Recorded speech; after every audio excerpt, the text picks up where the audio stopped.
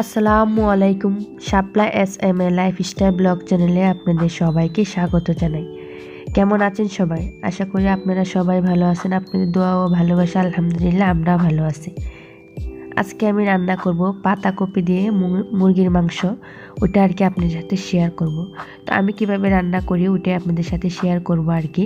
যারা না পারেন তারা অবশ্যই ট্রাই করে দেখবেন। এভাবে রান্না করলে কিন্তু অসম্ভব মজা হয় খেতে।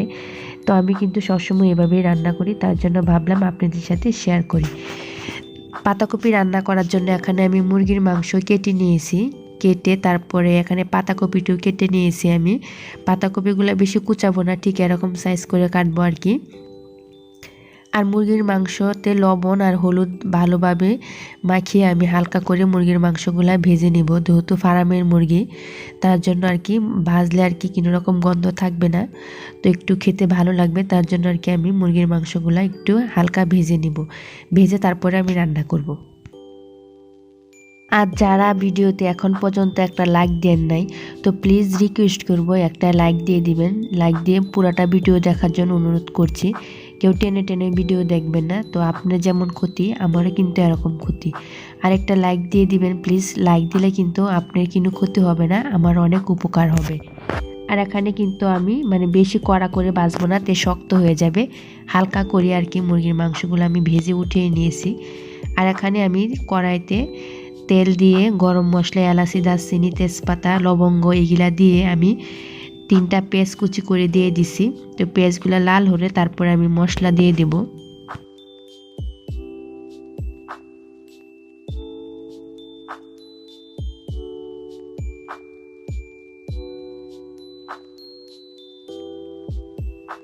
পরিমাণ মতো আদা রসুন বাটা দিয়ে দিছি। তো আপনারা পরিমাণ মতো অবশ্যই দিয়ে নেবেন। তো আদা রসুনগুলো খুব ভালোভাবে ভেজে তারপরে আমি মশলা দেব, না হয়তো আদা রসুনের কাঁচা একটা গন্ধ থেকে যাবে। তার জন্য সবসময় চেষ্টা করবেন যে কোনো তরকারিতে আদা রসুন খুব ভালোভাবে ভেজে তারপরে আর কি তরকারি রান্না করার জন্য। তো এটা আমি আপনাদেরকে শেখাচ্ছি না আর কি, আমি আর কি বলছি আমি এভাবে রান্না করি।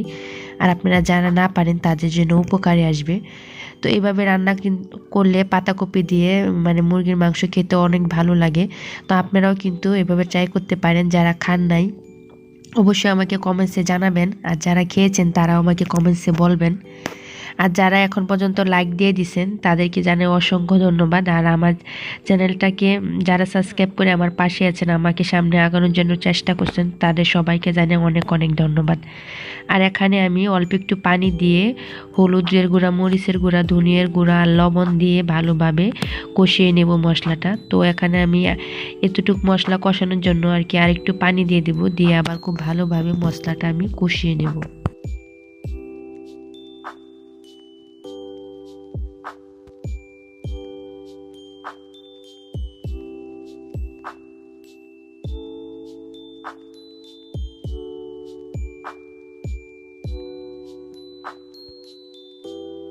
মশলাটা খুব ভালোভাবে কষানো হয়ে গেছে। এখানে আমি পাতাকপিগুলা কুচানোগুলো আর কি দিয়ে দিচ্ছি। দিয়ে তারপরে আমি খুব ভালোভাবে নেড়ে ছেড়ে ঢাকনা দিয়ে ঢেকে কিছুক্ষণ আবার কষিয়ে নেব।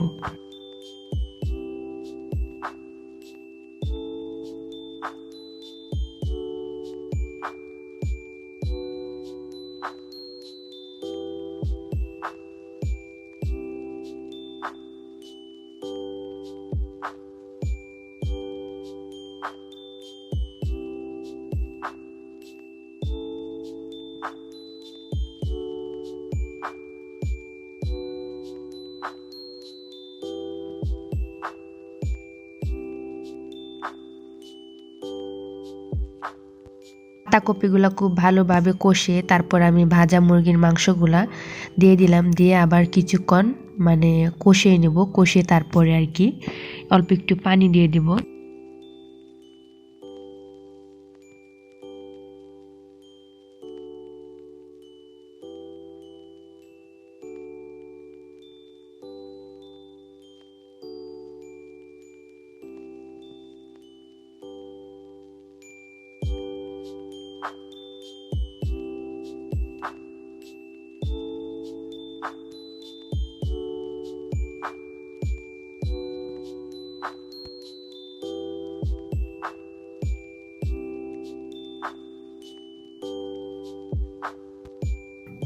তরকারিটা প্রায় হয়ে গেছে। এখানে আমি এক চামচ জিরার গুঁড়া দিয়ে দিব, আর আধা চামচ এলাচি দারচিনি আমি সব গরম মশলা আর কি গুঁড়া করে নিয়েছিলাম, ওই গরম মশলা গুঁড়া দিয়ে দিলাম। দিয়ে তারপরে আর কি আমি নামিয়ে একটু বাগার দিয়ে নিব পেঁয়াজ দিয়ে। তো আমি পেঁয়াজ দিয়ে খুব মানে বাগারটা দিলে খেতে কিন্তু অনেক ভালো লাগে। তো এইভাবে কিন্তু আপনারা খেয়ে দেখতে পারেন। তো আমি এটা এখন নামিয়ে তারপরে আর কি বাগার দিয়ে দিব। তো এখানে আমি তেল দিয়ে পেঁয়াজ দিয়ে খুব ভালোভাবে একটু লাল লাল করে বাগারটা দিয়ে দেব। বাগারটা দিয়ে আমি আবার কিছুক্ষণ মানে নাড়াচাড়া করে ঢাকনা দিয়ে ঢেকে দেব। যারা এখন পর্যন্ত আমার চ্যানেলটিতে সাবস্ক্রাইব করেন নাই, তো প্লিজ তারা সাবস্ক্রাইব করে দিবেন। সাবস্ক্রাইব করে পাশে থাকার বেল বাটনটি অন করে রাখবেন, তো আমি ভিডিও ছাড়ার সাথে সাথে আপনাদের কাছে পৌঁছে যাবে। আর যারা এখন পর্যন্ত একটা লাইক দেন নাই, তো প্লিজ একটা লাইক দিয়ে দেন। এখন আমি কিছুক্ষণ ঢাকনা দিয়ে ঢেকে রেখে দেবো, বাগারটা দিয়ে কিছুক্ষণ ঢাকনা দিয়ে ঢেকে রেখে তারপরে আমি নামিয়ে নেব। আর এই যে আমার তরকারিটা হয়ে গেছে, খেতে কিন্তু অনেক ভালো লেগেছে। তো আজকে ভিডিওটা এখানেই শেষ করব। সবাই ভালো থাকবেন, সুস্থ থাকবেন। আল্লাহ হাফেজ, আসসালামু আলাইকুম।